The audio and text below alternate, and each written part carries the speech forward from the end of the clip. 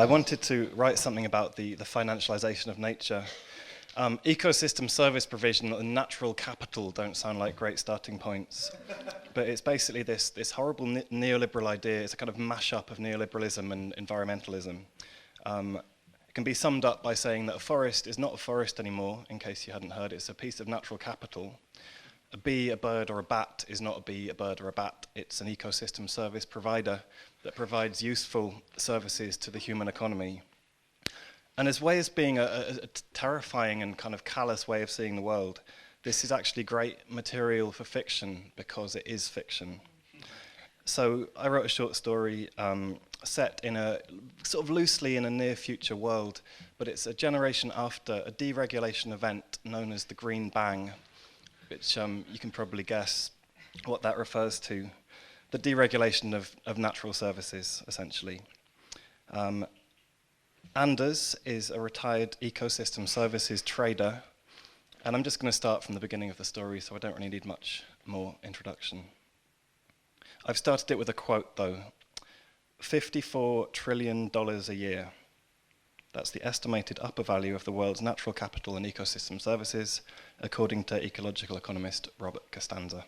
In case you didn't know how much the world was worth, that's it. It was a warm autumn day, and the ecosystem service providers were buzzing in the natural capital. The foliage was consuming the light. Anders was sitting in his usual chair. Sophie and Sasha were on their way, and this afternoon he would go with Sasha to an area of outstanding natural beauty to forge a closer familial connection while recreationally walking. No, that was not correct.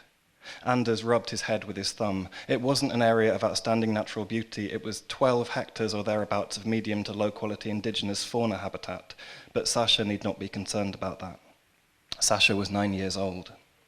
The place was pretty. Yes, it was pretty. Its cultural and recreational value was adequate for their purposes, and such qualitative definitions, he thought, were not of importance to children.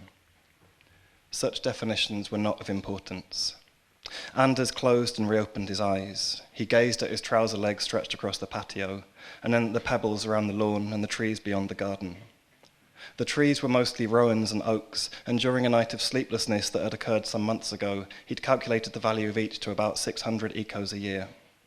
He looked at them now, doing their part. It was a ballpark estimate, and something about it bothered him now. The leaves were moving in the light. He rose from his usual chair and took a few paces, frowning.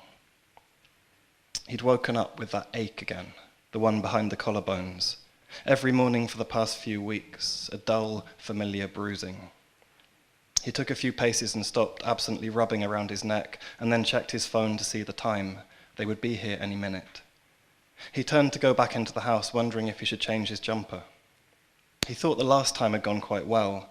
Sophie had cooked them all a meal, and then he had taken Sasha to the multiplex to watch a film. The film had been a good idea because it had given them shared points of reference. Even if they hadn't discussed it, her mother had wanted her home straight after. Anders hoped the experience might connect them still. The film had been about cartoon animals fleeing the effects of a supervolcano, but his recollection of the plot was vague. Some had escaped and some had perished, but he couldn't remember how or why or what situation the animals had been in when the film ended. He thought back to Sasha's face, impassive in the light of the screen, the way he'd strained to look at her without her knowing he was looking. He hadn't really been able to tell whether or not she'd enjoyed it. He found himself at the end of the garden and suddenly realized he was crying. Well, perhaps he wasn't crying, but water was coming from his eyes and he didn't know how he'd got there. He thought he was going back into the house. He was going to change his jumper. Wiping with the backs of both hands, he realized he didn't feel sad, could think of nothing to be sad about. Confused, he retraced his steps, and by the time he'd reached the back door, the phenomenon had ceased. He looked back towards the trees, the rowans and oaks holding and slowly increasing their value year by year, converting energy from the sun into fungible units of worth, diligently running through their economic functions. Ironically, it was an economy he was no longer useful to, practically no longer part of. After all he'd done, he was finished now, relegated to the role of consumer, and these days hardly even that. His consumption levels were negligible. When she'd first visited here, a sort of preparatory check ahead of Sasha's visit today, Sophie had accused him of being a hermit. Actually, it felt as if every word she spoke to him since she'd started speaking to him was an accusation of some kind, and he'd long since given up the right to defend himself. He was in the house now, moving through his possessions. Evidence of former worldly engagement was displayed haphazardly. Dusty, flat-screen monitors from the days he still traded from home, a few framed photographs dating back to the early bang. Technology he no longer noticed, but most of which was worth many times the value of the trees outside. His jumper was draped on the back of a chair. He pulled it over his head and walked through the room, putting it on, bumping into furniture. They would be here any minute. He checked his phone again. There wasn't much to do inside, so he returned to the garden. There was something about those trees, something he hadn't yet got right. It bothered him, and he didn't know why. His collarbones still ached. He went to where the trees began and laid his hand on the nearest trunk, feeling the coolness of the bark and thinking automatically of the process of evapotranspiration cooling the air around his home, the calculations that flowed from that. Suddenly he felt tired. He pressed his forehead to the trunk. An ecosystem service provider was fumbling a path through the branches, colliding with the lower leaves, heading to its next pollination event. He watched it stagger drunkenly and felt a small surge of affection. As a younger man, he'd made and lost a large amount of money on pollinators, buying forest habitat credits on behalf of tropical coffee plantations. Until commodity prices had plunged, the coffee was replaced by pineapple groves to which pollination services were an active hindrance. The forest ceased to serve any purpose, and the credits had depreciated in value by tens of thousands of ecos. But he was young then, starting out. He bounced back from things like that. Was it affection he felt, or nostalgia? Sometimes he missed who he had been.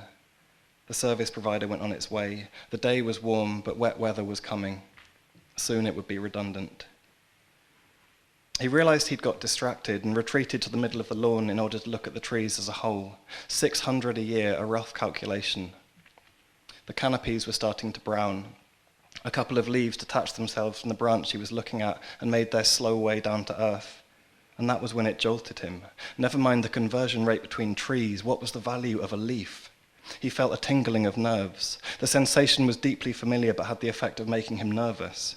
Rapidly, as if to get the whole thing over with, he selected a sample branch and estimated the number of leaves on that, multiplied that by the number of branches, an even wilder estimate that gave him 180,000, then divided 600 into that, 0.0033 ecos or 0.33 cents per leaf, approximately 3 leaves to the cent, 300 leaves to the eco.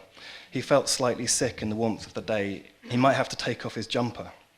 Stooping around the lawn, he began to sort them into a pile, counting under his breath as he went. 58, 59, 126, 127, 298, 299, 1 unit of natural capital. Then he straightened up, feeling ridiculous.